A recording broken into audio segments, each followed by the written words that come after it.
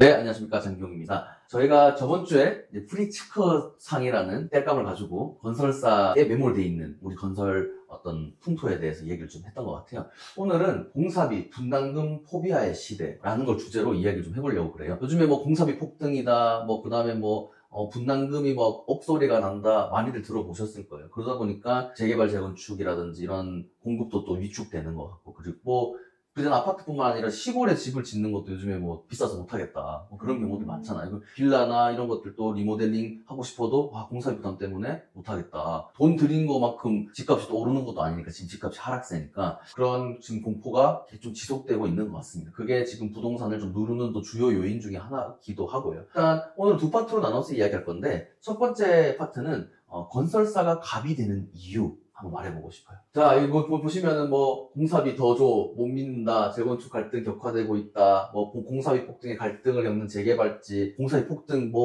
갈등, 이런 이야기도 계속 나오고 있죠. 우리 부동산 시장에서 이런 공사비 갈등 가운데 가장 충격을 줬던 사건이 아마 둔촌주공 사태일 것 같아요. 아마 부동산을 잘 모르는 분들도 둔촌주공 사태는 한번 들어봤을 것 같습니다. 우리나라 지금 역대 재건축 단지 가운데 가장 큰 규모의 재건축 단지였는데 공사비 협상을 하다가 안 돼가지고 여기 우리나라 대형 건설도 웬만한 데는 다 들어가 있어요. 컨소시엄으로 들어갔기 때문에 건설사들이 더 이상 공사 못하겠다. 공사비 올려줄 때까지 공사 중단하겠다. 그걸 유치권이라고 그래요. 부동산 조금 관심 있는 분들은 아실 건데 이제 내가 여기 점유해가지고 사용 못하도록 하는 거를 유치권이랍니다. 그런 걸 유치권을 행사하면서 공사가 중단이 됐었어요. 결국에는 누구의 승리로 끝났죠? 건설사의 승리로 끝났습니다. 결국 여기 조합원분들 1인당 평균 분담금이 1억 이상 증가를 했죠. 그래서 그냥 빨리 협상했으면은 금융비용이라도 아꼈을 텐데 이런 자조적인 이야기도 나오기도 합니다.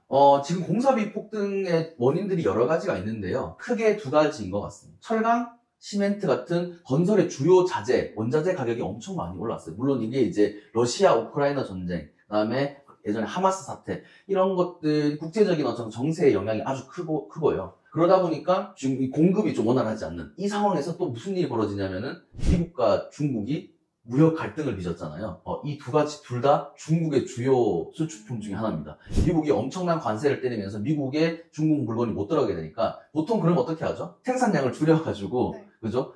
조절을 할 텐데 중국은 다른 전략을 폈습니다. 계속 생산하는 거예요. 그리고 해외에 그냥 싼값을 뿌려버려요. 그걸 덤핑이라고 하거든요. 그 덤핑을 하면서 우스갯소리로 브라질의 철광석 원석이 많이 나는데 중국에서 브라질 원석 사간 돈보다 철강 가공해서 철강 만들어서 파는 가격이 더 싼 일도 벌어지는. 그러니까 경쟁이 안 되는 거예요. 그러니까 우리나라 철강 시멘트 업체들도 해외 수출은 중국산한테 안 되니까 국내에서 어떻게 좀 살아남아야 되는데 국내는 또 부동산 가격 폭락하고 하면서 공급량 줄어들고 하니까 얘들은 회사가 살아남기 위해서 또 가격을 인상하는 철강 시멘트 이런 것들이 좀 국내에 보호를 받는 주요 인프라 사업 중에 하나이기 때문에 이 회사를 생각하면은 괘씸하지만 그렇다고 우리가 중국산 막 받아들이자 이것도 조금 이야기가 밸런스를 맞지 않는. 그래서 정부에서 계속 올리면 중국산 수입하겠다 이런 이야기 나오는 것도 그런 일환입니다. 그리고 두 번째가 인건비. 인건비가 엄청나게 올랐어요. 인건비가 오르면서 지금 건설 현장 가보시면은 다 외국인이잖아요. 외국인 돈에 최저임금을 줘야 돼요. 근데 뭘 했죠? 소득주도 성장하면서 최저임금 올리고. 그리고 국내 인력들은 고령화돼서 떠나고 젊은 사람들은 일 험하다고 해서 안 하려고 그러고 그러다 보니까 외국인들이 아무래도 국내인들보다 소통이나 이런 문제들이 좀 떨어지겠죠. 그러다 보니까 좀 품질은 떨어지는데 인건비 단가는 비싼 그런 상황이 계속 반복되면서 공사비를 계속 올려왔던 겁니다. 이 구조를 조금 알 필요가 있을 것 같아요. 재개발 재건축이 엄청 복잡한 절차들로 이루어져 있거든요. 줄여서 이 정도로 줄여볼 수 있습니다. 조합을 설립을 하고요. 그 다음에 건축심이라는 걸 봤습니다. 건축심이라는 건 이제 딱 들어보세요. 건축심이니까 느낌이 오시죠?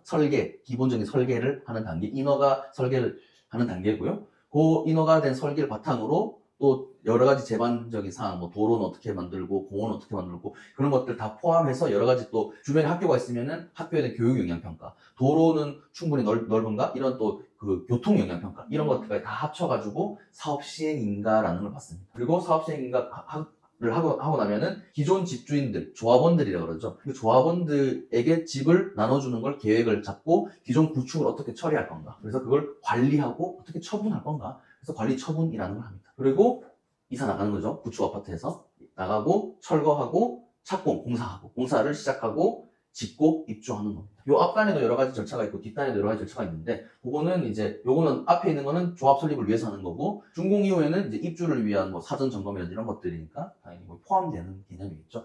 우리가 봐야 될 건 요겁니다. 공사비를 산출하려고 그러면은 그 공사비의 근간이 되는 자료가 있을 거 아니에요. 네.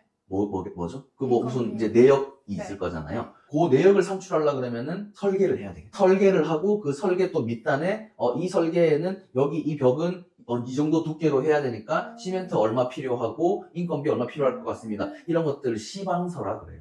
시방서라 그러는데 그 설계도 저번 시간에 제가 설계, 발주, 설계, 시공 이런 단계가 있다고 말씀드렸잖아요. 네. 설계도 단계가 있습니다. 처음에 이 컨셉을 잡는 기획 설계, 계획 설계 단계가 있어요. 컨셉을 잡고 그다음에 기본 설계라고 인허가를 받기 위한 정도의 이제 조금 디테일해지는 거죠. 그리고 이 실시 설계 단계를 가면은 이제 공사비 산출을 할 수 있는 구체적인 설계가 나오게 되는 겁니다. 그런데 이거를 이제 공사를 할 시공사를 언제 뽑느냐? 지금 법적으로는 조합 설립 이후에 뽑을 수 있습니다. 근데 여기 뽑을 수도 있고 여기서 뽑을 수도 있고 여기서 뽑을 수도 있겠죠. 그죠? 근데 우리가 시공사가 빨리 뽑혀야 금융 조달이 쉬워집니다. 그래서 요즘 빨리 뽑는 추세입니다. 그 이야기는 제가 다음 시간에 좀 더 자세하게 할 거고요. 그런데 제가 저번 시간에 시공사들이 막 설계 막 멋있는 거 막 툭보 잠깐 오늘 또 프리츠커상 또 생각했습니다. 프리츠커상 수상자가 설계했다. 뭐 자하디도 UNC도에 붙었다. 현대건설 삼성물산.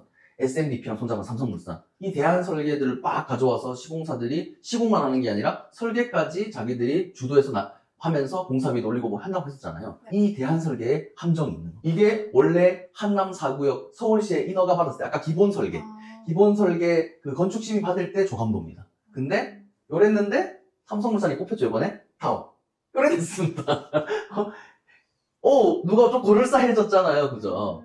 여기 혹하는 겁니다. 근데 요거를 하려면 다음 설계 변경을 해야 되겠죠.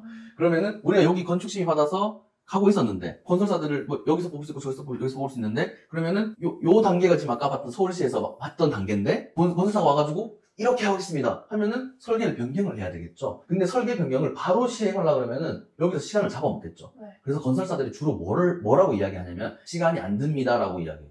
왜 시간이 안 들지? 관리처분하고 철거를 하잖아요. 기존 건물을 부수는 거거든요. 이게 한 6개월에서 1년 걸려요. 이거를 철거하는 동안 변경하면 시간이 중첩되니까 안 걸립니다라고 하는 거거든요. 그래서 비용상으로 그 손해가 없습니다. 근데 그 비용상 손해라는 거는 금융 이자에 대한 손해예요. 설계 변경을 하면은 뭐가 추반될까요? 여기 들어가는 내용물이 다 달라지겠죠. 그러면은 여기서 산출했던 예상 공사비가 다 달라지는 거. 그게 무슨 말이죠? 증액을 한다는 소리. 그래서 증액을 하는데 조합 입장에서는 갑자기 막 건설사들이 대한설계 적용하니까 증액되는 건 알고 있었는데 실제로 자 다시 앞으로 이때 증액 협상을 합니다. 철거 끝나고 본공사 착공 전에. 그리고 이때 이후에는 보통은 잘 증액을 안 해요. 요즘에는 이 이후에도 막 증액을 한다 해가지고 싸움이 막 일어나는 건데 처음에 근데 시공사하고 뽑힐 때 이쯤에서 뽑히잖아요. 네. 그러면은 여기와 여기에 시간 차이가 있죠. 네. 그러면은 그때도 물가도 오를 거고 뭐가 변화가 많겠죠. 그래서 이때 시공사 계약을 했던 거를 기반으로 이때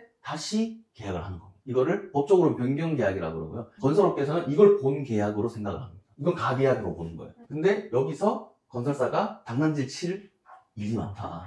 설계 변경을 한다 했잖아요. 네. 설계 변경을 할 때 우리가 여기 만약에 설계가 안 바뀌었고 네. 그냥 시간만 흘렀으면 물가 상승분만 주면 되죠. 네. 그죠? 근데 설계 변경하면 그 안에 자재도 바뀌고 뭐 타일도 바꾸고 뭐도 바꾸고 다 바꾸잖아요. 네. 거기서 건설사들이 교묘하게 자기들이 올리고 싶은 금액을 반영해서 올리는 겁니다. 그래서 건설사가 이걸로 공사비 증액을 시킨다. 그래서 근데 조합은 앉아서 당할 수는 없잖아요. 이 공사비 올라가는 거 타당해? 근데 조합이 전문가가 아니기 때문에 이거 공사비 검증 받아보자. 이런 뉴스 기사들 많이 보셨을 거예요. 그래서 국가기관인 한국부동산원이나 SH공사나 이런 데 갖고 가가지고 공사비 검증 좀 해주세요 라고 하는 겁니다. 근데 이 공사비 검증에 커다란 허점이 있습니다. 엄청 커다란 허점이 있어요. 이걸 대부분 몰라요. 검증이라는 거는 공사비 증액 전후를 비교하는 거잖아요. 네. 근데 그러면 여기서 뭔가 금액이 나와 있어야 되잖아요. 뭐 아니면은 그러니까 여기 실시 설계 그러니까 금액을 정확하게 산출해서 할 수 있는 건 실시 설계라고 했죠. 그러면은 이 실시 설계는 설계 변경하기 전에 다시 실시 설계를 나오고 다시 설계 변경을 하든지 그죠?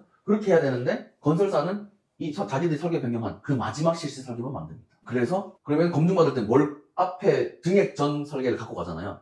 네. 이거 어떻게 만들어졌을까? 역산해서 만드는 겁니다. 자기들 이미 증액할 걸 다 감안해서 산출을 해놓고 역으로 몇 년 전에 물가는 어땠으니까 이렇게 올리는 겁니다 라고 미리 따로 만들어 놓는 거. 그러니까 공사비 검증을 하면 어떻게 되죠? 건설사 말이 맞네 가 되는 겁니다. 근데 국가기관이 검증해줬는데 여기 이제 울고 있는 우리 조합원들 우리 이 부동산 개미들이잖아요. 불인이들이잖아요. 검증까지 거쳤는데 검증 또 수수료도 받아요. 근데 그냥 결과가 없다면 허망하잖아. 그래서 통상적으로 한 10%, 5에서 10%, 많으면 한 15% 정도 감액을 합니다. 근데 여기서 또 건설사 꼼수가 미리 10%를 더 올려놔요. 그래서 10% 깎여도 자기들이 원하는 가격으로 되도록. 근데 우리는 그걸 모르고 검증받았더니 10% 깎이더라 하고 만족하는 거. 아니면 그것도 그래서 못 받아들여서 싸우다가 시간 잡아먹어서 금융비용으로 내는 거. 이렇게 두 가지를 다 하고 있다. 근데 아까 말했던 시간을 잡아먹었을 때 금융비용이 발생한다 했잖아요. 건설사들도 사실은 시간 오래 끌면 자기도 공사비도 늦게 받고 안 좋을 거잖아요. 근데 왜 건설사들은 아무렇지 않을까?